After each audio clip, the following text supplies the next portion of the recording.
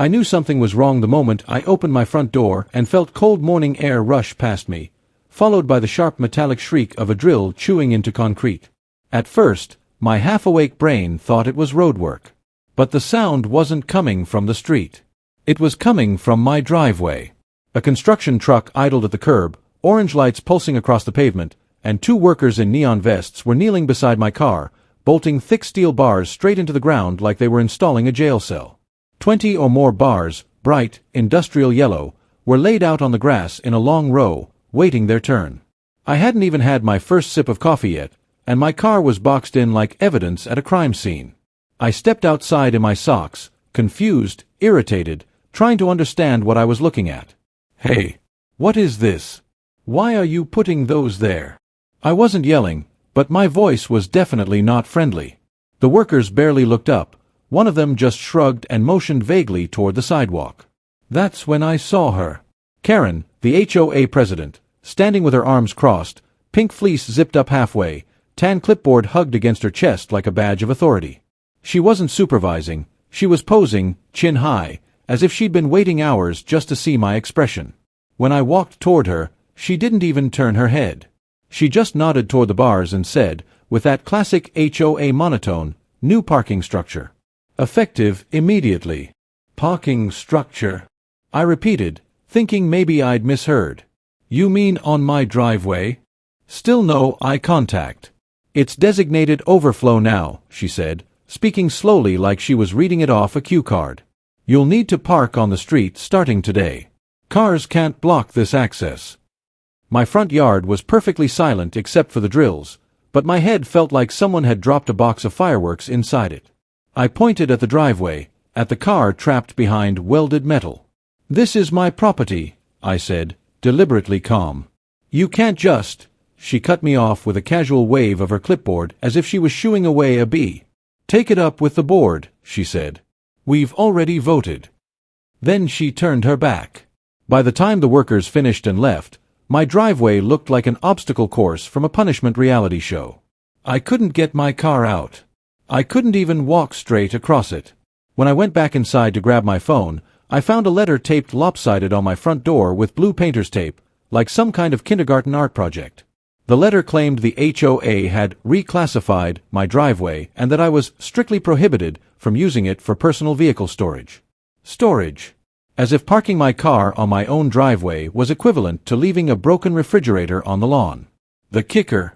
They included a $150 fine for interference with common property, because I had apparently stepped too close to the workers while asking questions. I stared at that piece of paper so long I didn't realize my coffee had gone cold in my hand. My neighbors walked by with that polite neighborhood look, the one where the eyes slide past you like they're afraid of catching your problems. One of them waved weakly. Another crossed the street entirely. It was clear no one was going to get involved. And honestly, for a moment, I understood. No one wanted to deal with Karen's wrath. But me. Standing in front of my barricaded driveway, reading a notice that claimed my own concrete slab was no longer mine? That moment snapped something inside me, not in a loud, explosive way. More like a quiet click. A switch being flipped. I didn't yell. I didn't threaten. I didn't tear down the bars. I simply went back inside, opened my laptop, and made a decision. I would not fight loud. I would not fight messy. I would fight smart. Because if the HOA wanted to play rulebook games, fine. I had no idea yet how deep this would go. But I knew one thing, this wasn't just about parking. This was about power. And I don't hand mine over politely. But if I thought the driveway bars were the worst of it, I was wrong, because the HOA was about to bury me in fines, threats, and one early morning police call that changed everything. The first fine arrived before I even managed to calm down from the morning chaos. I heard the soft thwop of something landing on my porch and opened the door to find yet another envelope with the HOA logo slapped across the front. Inside was a notice accusing me of tampering with HOA-installed structures, followed by a fresh $150 charge. I laughed out loud, not because it was funny, but because it was so absurd I genuinely thought it had to be a mistake. According to them, asking a worker what he was installing counted as interference. Within 24 hours, 2 more notices appeared, one for unauthorized obstruction of common access, and another for failure to comply with updated parking regulations. My bill had climbed to $450 before I'd even figured out how to get my car out of prison. I tried reaching the board the same day. I sent a detailed email explaining the situation, attaching photos of the bars, screenshots of my deed, everything. No response. I wrote again the next morning. Nothing. It was like yelling into a canyon that swallowed your words whole. So I went for the next step, the monthly HOA meeting. I thought maybe, in person, surrounded by other homeowners, someone would at least listen. I arrived early and sat in one of those cold metal folding chairs. Fluorescent lights buzzed overhead, and the clubhouse smelled faintly of burnt coffee and old carpet. When the board finally entered, Karen strutted in like she was leading a parade, wearing the same clipboard like it was glued to her hand. When my turn to speak came around, I stood and calmly walked to the little podium. I explained everything as clearly as I could, how the bars trapped my car, how the reclassification was nowhere in the bylaws, how the fines were unreasonable. I even kept my voice level, though my pulse was racing. Halfway through, Karen interrupted with a firm, rehearsed tone. "You're being hostile," she said, which made several people blink in confusion, because I hadn't raised my voice once. Another board member chimed in, reminding me I now owed $450 and warning that if I continued parking on the street overnight, my car could be towed at my expense. The threat hung in the air like smoke. They moved on to the next agenda item before I even finished my sentence. After the meeting, I was gathering my folder when my phone buzzed. It was a neighbor, someone who usually waved from across the cul-de-sac. His message was short. "Hey man, sorry. I have kids. I can't get on her bad side." I stared at the screen for a long moment. That was when it hit me. It wasn't that people didn't care. It was that they were scared. Somehow, in our quiet little neighborhood, Karen had turned herself into a one-woman authority figure, and the board? They were just orbiting her, enabling her, protecting her. The real breaking point came a week later. It was early, so early the sky was still gray and the world felt half asleep. I stepped outside in slippers to check if any of the bars had loosened in the rain. Maybe, I thought, I could at least shift one enough to inch my car forward. I wasn't there for more than 10 minutes when blue lights suddenly flashed across the metal bars, scattering shadows across my yard. A patrol car rolled up quietly, almost apologetically. The officer stepped out and said, "We got a trespassing report." I blinked. Trespassing? On my own driveway? He checked my ID, glanced at the house, and sighed like this wasn't his first weird call of the night. He didn't ticket me or warn me or lecture me. He just shrugged and said the report would be logged. That was the part that mattered. A logged incident. A record. Evidence. Standing there in the dawn light, with cold air settling on my skin and the officer pulling away, something clicked again, sharper this time. If Karen wanted to weaponize rules and paperwork against me, fine. I could fight with rules and paperwork too. But I'd fight correctly. Thoroughly. Quietly. And that's exactly why the next morning, instead of arguing with the HOA again, I went somewhere they never expected, City Hall. And what I found in those old records changed everything. By the time the sun rose the next morning, I'd already decided that arguing with the HOA was pointless. They weren't listening, and they weren't going to. So instead of writing another email or knocking on Karen's door to talk it out, I grabbed a binder, my phone, and every document I could find proving my property lines. Then I drove to City Hall. The building was old, one of those municipal places with flickering lights and a lobby that always smells faintly like dust and paper. I walked up to the clerk's counter and asked, as politely as I could, for the development subdivision file. She disappeared into a back room and returned dragging a cardboard box big enough to bury a medium-sized dog. Inside that box was the true beginning of the HOA's downfall. Pages of stamped plans, old permit numbers, original survey maps, and handwritten notes from inspectors decades ago. I sat at a table, flipped open the binder I'd brought, and started comparing my deed to the official records. It didn't take long to find the first smoking gun. My driveway was clearly labeled as private property belonging explicitly to my lot. Not shared, not communal, not a flex-use zone. Private. They couldn't reclassify it even if they wanted to. A little farther down the page, in bold text, It stated, "Required off-street parking for residents. Restrictions prohibited." I stared at that line for a long moment, feeling a slow grin forming despite the situation. But it got even better, or worse, depending on whether your name was Karen. The original subdivision layout included a 5-foot setback easement along the front of every lot. That meant no permanent fixtures were allowed to be installed within that boundary. The parking bars, they were drilled right through the restricted zone like someone throwing darts at a target while blindfolded.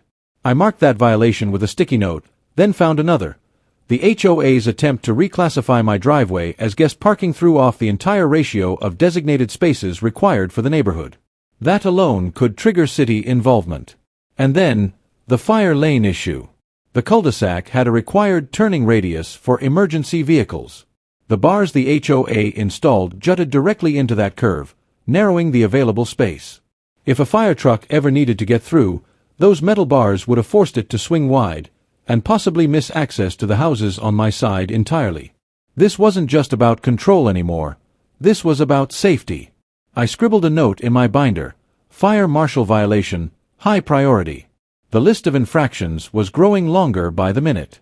By the time I finished reviewing everything, I had a color-coded binder filled with highlighted paragraphs, printed scans, photos of my driveway, digital timestamps, and a neatly typed outline of violations. It looked like a homework assignment from someone who was personally offended by incorrect grammar. Except this time, the stakes were thousands of dollars and Karen's entire empire of petty power. I left City Hall feeling lighter, like I had finally stepped out of a fog I didn't know I'd been stuck in. When I got home, I drafted a calm, professional email titled, "Request for Correction of Unpermitted Work." I listed every violation. Unapproved construction. Encroachment on private property. Interference with required parking. A violation of setback easement. Obstruction of fire lane access. A harassment through fines and false reporting. I attached scans of the stamped plans and ended the email with a polite request for written resolution within 7 days. No threats. No anger. Just facts. Their response came faster than I expected, but not privately. Karen posted a public message in our HOA app, accusing me of exaggeration, disruption, and entitlement. She called my evidence dramatic paperwork designed to confuse neighbors. Exactly the kind of unprofessional, dismissive reply I hoped she'd give. Because now I had proof, not just of violations, but of the board openly refusing to address them. And that was all I needed. Because 2 weeks later, on a quiet Saturday morning, the city rolled into our neighborhood with trucks, inspectors, and a fire marshal, turning Karen's kingdom into a perfect storm. 2 weeks passed without a word from the HOA, unless you counted Karen's passive-aggressive posts about respecting community guidelines and not abusing administrative channels. But I knew silence didn't mean safety for them. It meant the city had taken my complaint seriously. Still, I wasn't prepared for what happened next. It was a bright Saturday morning, the kind where most people are watering lawns or walking dogs. I was halfway through making pancakes when I heard the low rumble of diesel engines outside. Then another. And another. By the time I stepped onto my porch, the street looked like someone had ordered a full municipal parade. A white city inspection truck rolled into the cul-de-sac, followed by a fire marshal SUV and a code enforcement sedan. Their lights weren't blaring, but they were flashing just enough to make every curtain in the neighborhood lift an inch. Within minutes, people spilled out of their houses, neighbors clutching coffee mugs, kids still in pajamas, one guy filming from behind his mailbox like he was reporting live for a news channel. And there, speed-walking down the sidewalk, was Karen. Clipboard in hand. Chin tight. Mouth already forming excuses before anyone spoke to her. The city inspector, a middle-aged guy with a calm face and a tape measure clipped to his belt, approached me first. "You're the homeowner?" he asked. I nodded, and he stepped carefully over one of the bright yellow bars, eyeing the installation like it was a bizarre piece of modern art. Before I could say anything, Karen swooped in, pointing at the driveway like she was giving a guided tour of a crime scene. "That area is community property," she announced. "He's not allowed." The inspector cut her off gently but firmly. "Ma'am, the stamped plans say otherwise." He held up a printout I recognized immediately, one of the scans I had given the city. The one clearly labeling the driveway as private property. Karen's face froze. Not shocked, more like offended that someone dared challenge her script. While the inspector measured distances and checked the bolts, the fire marshal walked the curve of the cul-de-sac with a wide, displeased frown. "These encroach into the fire lane turning radius," he said loudly, making sure everyone could hear it. "If a truck tried to get through here, it wouldn't clear." A few neighbors audibly gasped. One even muttered, "Are you kidding me?" under his breath. The fire marshal continued, jotting notes and shaking his head. "This is a serious safety violation." Code enforcement wasn't any gentler. They inspected the bolts, photographed the bars, and snapped pictures of the HOA's reclassification notice still taped to my door. Then they posted a bright red violation notice on the community bulletin board near the mailboxes, a notice large enough to be seen from across the street. It stated that the HOA had installed unpermitted structures on private property, interfered with required parking, and obstructed emergency access. To top it all off, the inspector explained, again loud enough for everyone nearby, if this isn't removed and corrected within 10 days, the HOA will face fines of up to $2,000 per day.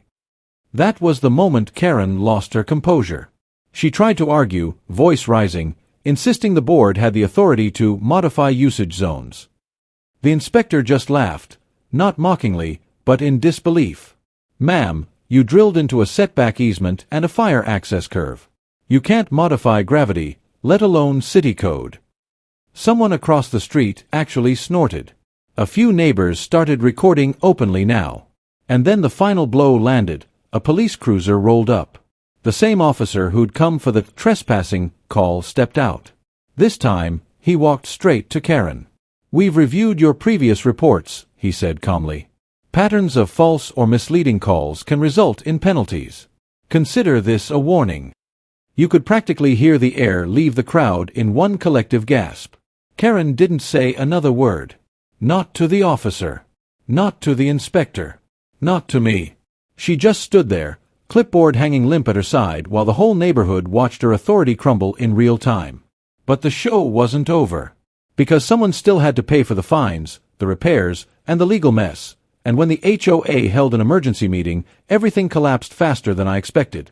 The 3 days following the inspection felt like the eye of a storm, quiet, but tense enough that everyone on the street could feel something shifting. For once, the HOA app wasn't filled with Karen's daily reminders about trash cans or lawn heights. It was silent. Completely silent. Then, on the afternoon of the third day, an email hit every homeowner's inbox. Emergency board meeting. Attendance encouraged. The wording alone told me everything I needed to know. When an HOA calls an emergency meeting, it's never for a bake sale. I didn't bother going in person. I didn't have to.